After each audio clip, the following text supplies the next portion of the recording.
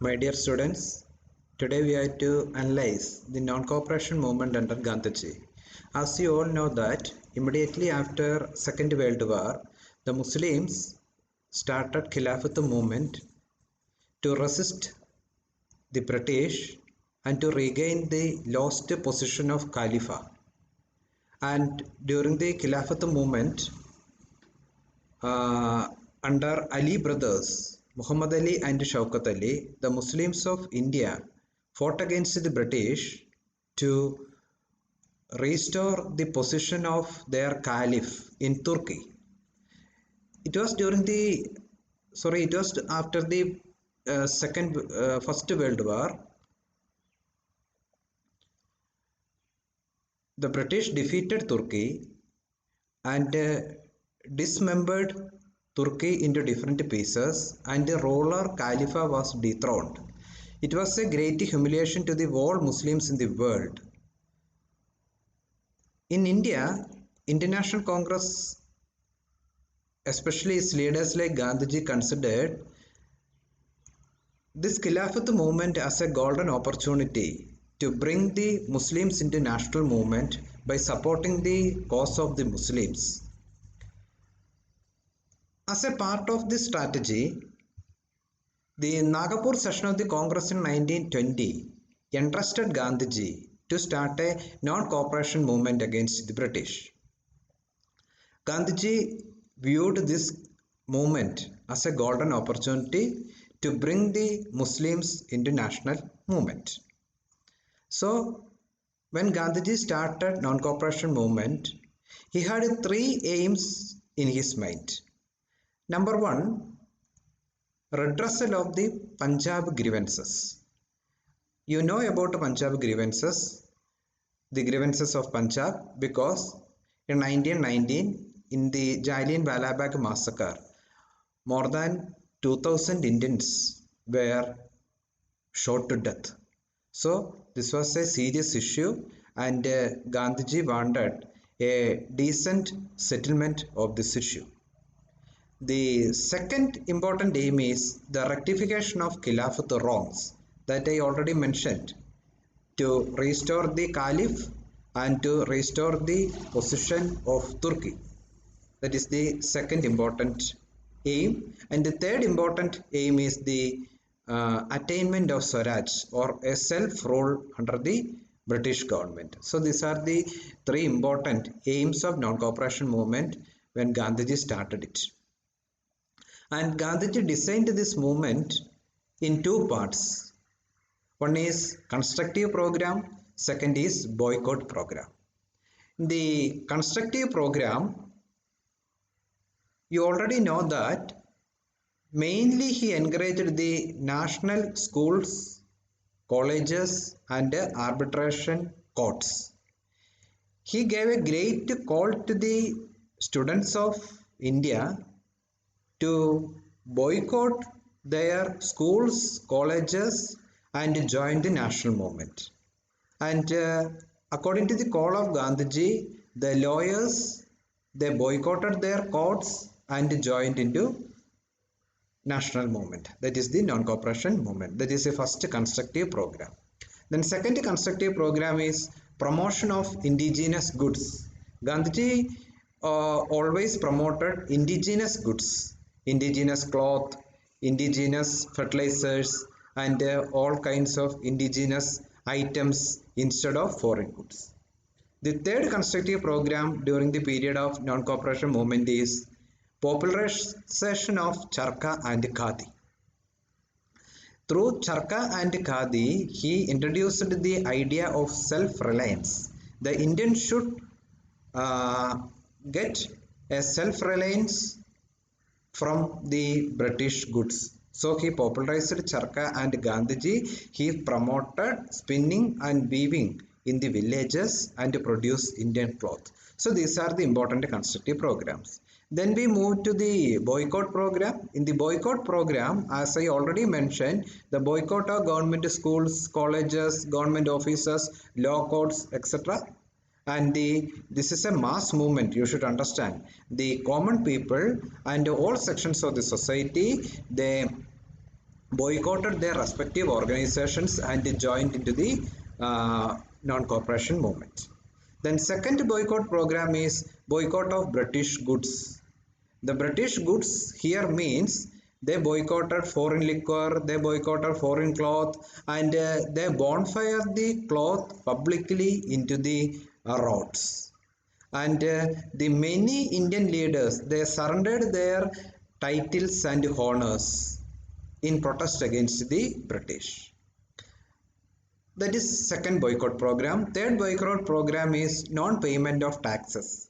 So as per the call of Gandhiji, the peasants and the landlords, they stopped the payment of taxes to the government. It was a huge loss to the government. As a part of non-cooperation movement, the taxes were not paid to the government. And finally, as a part of boycott, the International Congress and people boycotted the elections held under the British. So these two programs made this movement as a mass movement, and this non-cooperation became a great threat to the existence of the British in India. So the main centers of the revolt were, or the main centers of the agitations were Uttar Pradesh, Bihar, Orissa, Andhra, Gujarat, Maharashtra, Punjab. Everywhere people started their protest. In many places, they burned the cloth publicly in the roads and protested against the British rule. And these members of the non-cooperation movement, they distributed charkas. More than 1 lakh charkas were distributed in different Indian villages, and khadi was promoted, and khadi became the symbol of Indian nationalism, and the British good was completely rejected by Indian people. And thousands of students, they left their schools, colleges, and they started national movement, or that they joined in the national movement as per the appeal of Gandhiji. And women gave up their parda and donated their jewelry to the Satyagraha fund of Gandhiji. And massive participation of peasants and workers can be seen in this movement. So British government actually feared because of the massive participation of common people. So this is very important. Another important feature of this movement is the establishment of national schools and colleges. Hundreds and thousands of national schools were established all over India to give education to those students who boycotted the British schools and colleges. Higher education institutions were started. For example, Gujarat Vidyapith, Kashi Vidyapith, Jamia Millia Islamia College.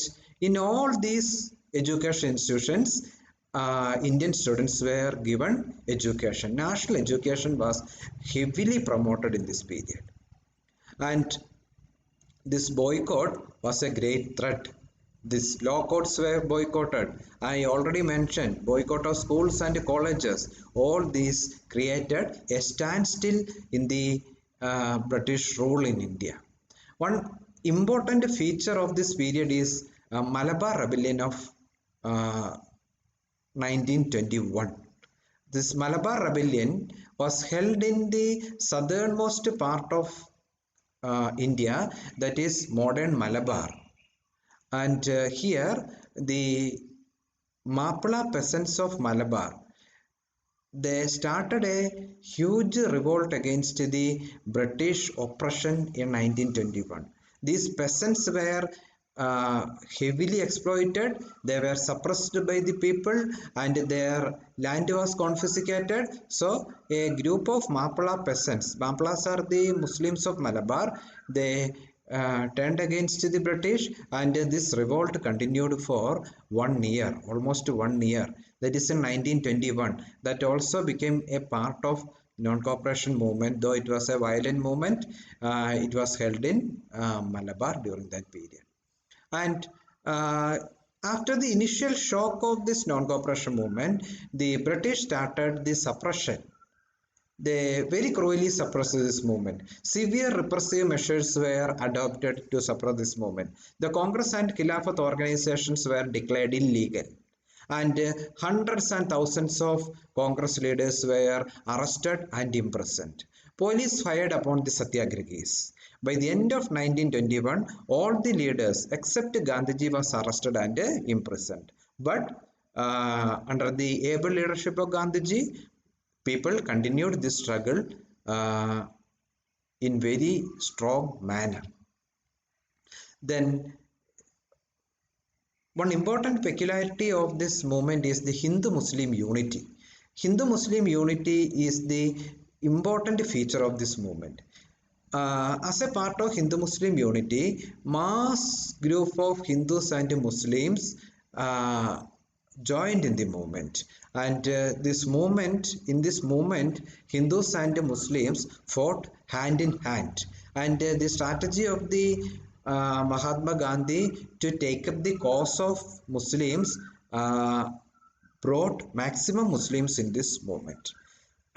And the mass mobilization of Indian villages into the national movement is another important peculiarity. Then participation of women, great participation of women can be seen during the non-cooperation movement. So all these are the features, and moreover students, hundreds and thousands of students, the participation of students strengthen non-cooperation movement. So since this is a mass movement, it really became a mass movement under the British, or sorry, under Gandhiji. And in the course of this movement, one incident happened, that is in 1922, known as Chauri Chaura incident. So Chauri Chaura incident became an immediate reason for the stopping of this movement. Chauri Chaura incident is that on 5th February 1922, police fired upon the Congress workers in the Gorakhpur district in Uttar Pradesh. Without much reason, they fired upon the Satyagrahis. So, without reason, when they fired upon the people without reason, the common people or the angry mob, they set fire the police station at Chauri Chaura, and it led to the death of 22 policemen. So it was a violent movement, and Gandhiji, as you already know, that believes in ahimsa and non-violence, and due to this violent incident, due to the shock, Gandhiji immediately suspended non-cooperation movement, because Gandhiji realized that Indian people are not matured to lead or to continue a non-violent movement. So this is the reason for the stopping of non-cooperation movement. Thank you.